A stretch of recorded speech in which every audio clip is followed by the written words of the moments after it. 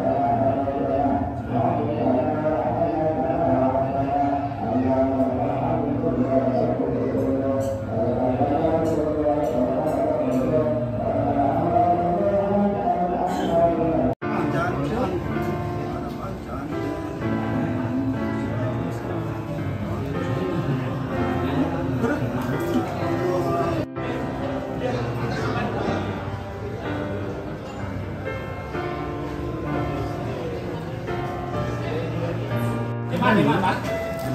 Ada kesekian, Pak? Ada YouTube, sama YouTube.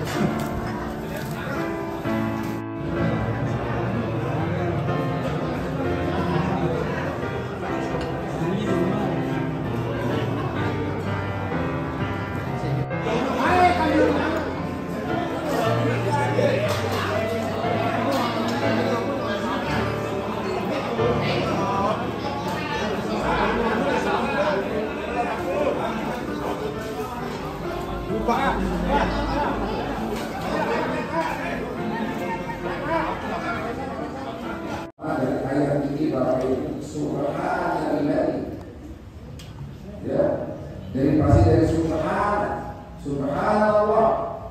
Karena ada kalimat-kalimat yang sebut dengan kalimat thayyibah ini punya tempat pemakaian untuk kita baca. Kalau ada kejadian yang luar biasa di kulli haulin, nanti kita baca Bapak Ibu. Ada kejadian luar biasa, ada tsunami, ada gempa yang luar biasa, tapi kita baca la ilaha illallah. Kalau ada usaha sudah maksimal kita lakukan, kemudian kita berharap kepada Allah Subhanahu wa taala, kita baca tawakkalna 'ala Allah, hasbunallah wa ni'mal wakil. Kalau kita sudah berjuang dan mendapatkan apa yang menjadi cita-cita kita, kita baca asyukru lillah. Tiba-tiba kita dapat rezeki dari Allah, nanti kita baca alhamdulillah. Nah, kalau kita ta'ajub, kita heran, ya, ada kejadian luar biasa tidak masuk di akal, apa kita baca? Subhanallah. Nah, inilah kalimat yang mengawali surah Bani Israil, pada surah ini. Subhanalladzi asra bi 'abdihi. Segala puji maha suci Allah, ya, yang menjalankan hamba-Nya. Ya. Karena itu para ulama konsensus sepakat bahwa peristiwa Isra Mi'raj ini adalah peristiwa real, peristiwa yang fakta, bukan peristiwa yang terjadi di alam mimpi. Karena kalau peristiwa di alam mimpi nggak ada orang heran kalau cerita. Misalnya ibu cerita, aku mimpi, aku mimpi terbang emas sekarang. Kira-kira mana? Benar ada cerita ini pada kita? Oh ini rumah kamu ini kita apa? Karena apa? Itu hanya sekedar mimpi. Bapak cerita itu, ya aku mimpi. Tapi aku mimpi terkadang aku mimpi berani balik. Kira-kira kamu terjadi? Bukan membaca subhanallah, cukup semua. Saya mimpi juga dari aku, lalu lagi ada itu.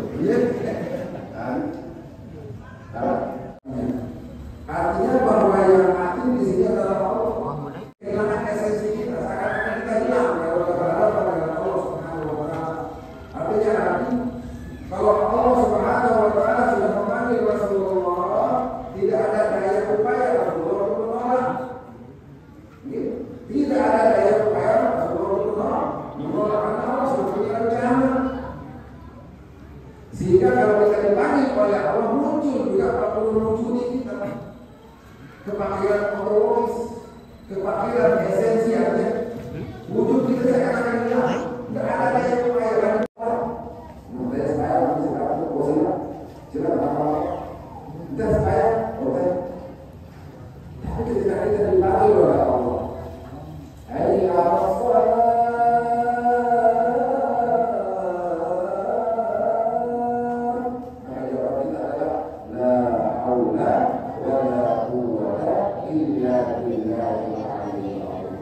Tidak ada daya upaya untuk mendatangkan segala kebaikan. Tidak. Diulang berkali hadir. Ini ada anak-anak ketika diulang. Assalatu alaikum minan nar. Hadir? Hadir tidak? Hadir tidak? Acur.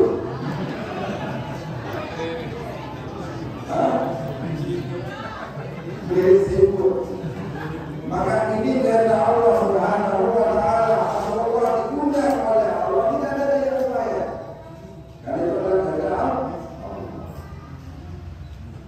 Kita disebut dengan babul wujudi, bahwa ketika Allah Subhanahu wa Ta'ala berkehendak apapun terhadap diri kita, maka semuanya adalah dari Allah. Kita serahkan semuanya kepada. Kemudian kata-kata lelang ini kalau dalam bahasa Arab, dalam aturan musyarah disebut dengan takdir. Kata-kata tadinya kalau bertemu di dalam sangat berbeda. Hitungan jam kalau dilihat durasi waktu sekarang. Tapi kalau Allah Subhanahu wa Ta'ala sudah berkata, jangankan 1 jam, jangankan 2 jam, kalau pun bisa melakukan. Nah, ini. Mari kita lihat Bapak Ibu sekalian. Perjalanan dari Mekah ke Masjidil Aqsa. Aqsa ini disebut sangat jauh. Masjidil Aqsa masjidnya sangat jauh. Kalau perjalanan normal pada saat itu dengan kendaraan kuda dengan onta itu perjalanan berapa hari? 40 malam, lebih 1 bulan. 1 bulan perjalanan berangkat, 1 bulan perjalanan balik dari Masjid Aqsa ke. Tapi apa nilai filosofisnya Bapak Ibu? Nabi yang membuat perjalanan itu singkat. Karena Rasulullah berangkat dengan cahaya. Berangkat dengan cahaya. Nah, disinilah apa yang disebut dengan teori relativitas, teori Einstein. Artinya apa? Kalau sudah ada cahaya hidayah dalam hati kita, yang memiliki musalla hidayatul muslimin, berada di tengah 20 roti. Semua rata-rata rumahnya tidak terjauh dari musalla silakan. Yang namanya jauh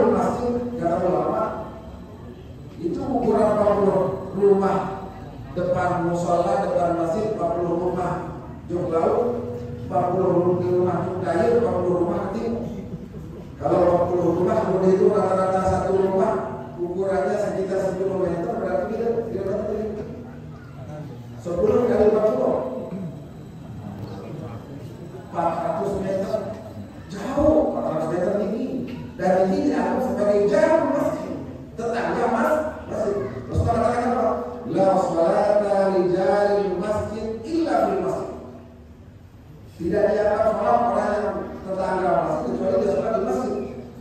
Sah sholat di bangkit, sah sholat di berbalik, sah sholat di kebunukan, sah sholat di lem. Tapi Allah Ta'ala diterima atau tidak oleh Allah. Diterima atau tidak oleh Allah. Tapi kalau sudah cahaya dalam hati ada, sudah cahaya. Dulu sembahyang berani. Maka kita masih jauh. Kita tidak jauh.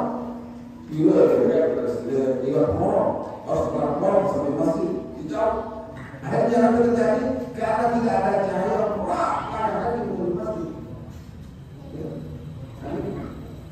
Maka kaki menuju masjid. Padahal dia adalah panggilan Allah Subhanahu wa Ta'ala. Ada seorang sahabat namanya Sya'ban selalu berjuang untuk bisa sholat bersama Rasulullah SAW. Suatu hari beliau Rasulullah SAW dari sholat dia berada ke belakang melihat jamaah di belakang. Siapa yang terhadir atau siapa yang saling boleh dikaji. Ternyata kecerminan beliau tertuju di tempat di sudut paling kanan. Di kanan. Mana Sya'ban? Kenapa dia hadir sholat? Kami tidak tahu ceritanya ya Rasulullah. Di mana keadaan beliau? Kalau begitu mari kita jenguk bagaimana keadaan Sya'ban. Kenapa dia tidak datang sholat jamaah bersama kita? Rasulullah. Itu Rasul. Begitu beliau berangkat di rumah Sya'ban dan adanya orang yang mengaku arah rumah Sya'ban. Subhanallah. Tengah mau dari kali Sya'ban. Tengah berarti hijau oleh Sya'ban itu menuju masjid bersama Rasulullah SAW. Sedemikian luar biasa perjuangannya dalam rangka melaksanakan ibadah sholat fardu bersama Rasulullah SAW.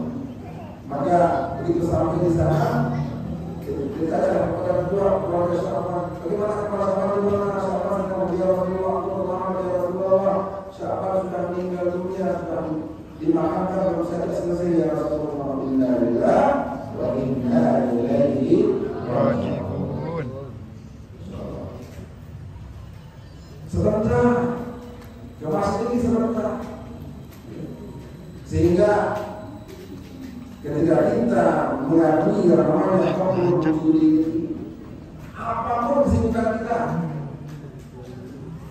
sedang apapun kita, kalau kita sedang bekerja, Allahu Akbar, sesibuk apapun kita, padahal kita meminta rezeki sama memberi rezeki.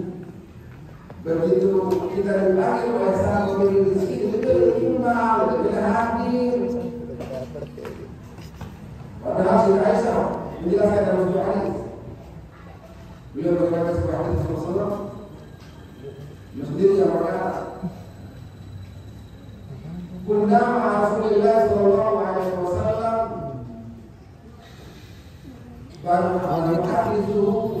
يحدثنا ونحدثه ويكلمنا ونكلمه وإذا حضرت الصلاة فكأننا نعلمه لا نعرفه ولا نعرفنا ولا نعرفه."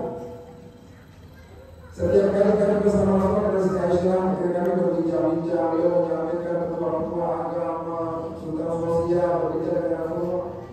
Kami sudah asik berbicara, beliau sudah asik menyampaikan apa-apa kepada kami. Tapi kalau sudah tiba waktu sholat, seakan-akan kami tidak saling kenal, saling mirip. Karena apa? Karena ada sang pemberi rezeki, sang maha kuasa memanggil kita dengan ada sholat. Makin mirip kan? Kadang-kadang terbuat, kadang-kadang terbuat,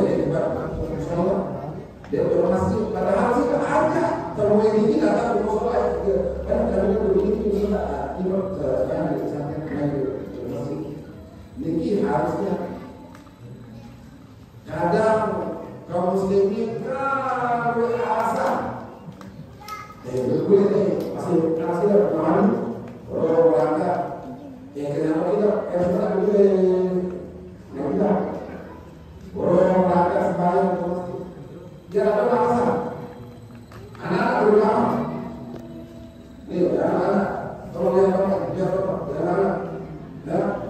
dia apa ini mau jadi orang pintar tidak mau jadi orang cerdas tidak mau jadi orang hebat tidak mau jadi orang sukses tidak soalnya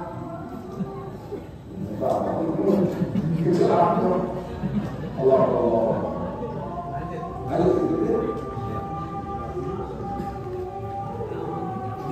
tiananya kapan saat kita paling bahagia? Kita akan paling bahagia berapa? Dia akan jadi penyantai, beli. Dia jadi PKP, jadi PKH, beli. Kita akan paling bahagia. Kita bahagia itu ketika kita melaksanakan ibadah sholat. Di sanalah kebahagiaan bahkan di puncak kebahagiaan kita hari itu saat itu. Sehingga Rasulullah SAW ketika sampai di Baitul Maqdis beliau sholat bersama para nabi. Beliau sholat bersama para nabi. Amin. Ada satu pertanyaan. Para nabi, sekarang kalian berada di alam barzakh, kalian masih hidup. Sekarang apa keinginan kalian? Ditanya apakah kalian ingin segala kenikmatan alam barzakh atau apa? Atau ingin sholat? Maka pilihan para nabi adalah sholat. Kalau baru saya tidur, bilang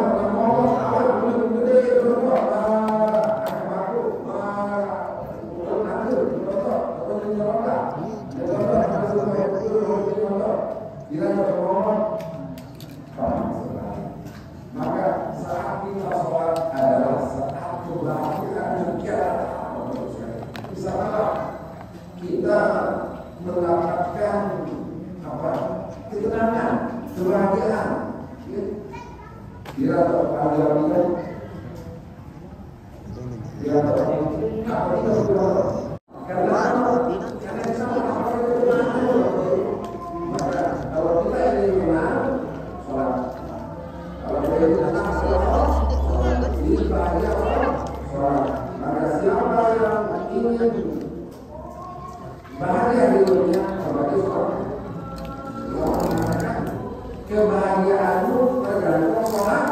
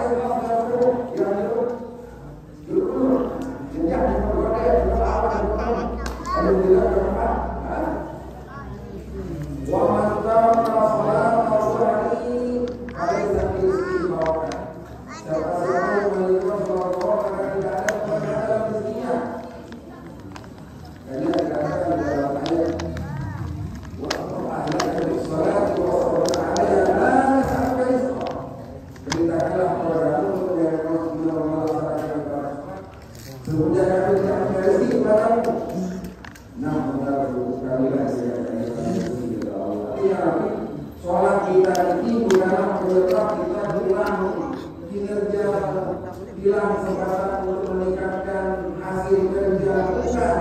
Sholat ini malah akan mendatangkan segala aktivitas kerja. Sebabnya siapa meningkatkan sholat zuhur maka tidak ada keberkahan dalam rezeki.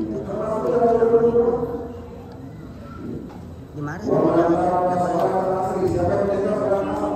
Barai sapi biasa di kuah dia akan di surau kuah. Dia sholat asar. Narasumber tukang biasa berkata masih di bawah 10 kilo biasa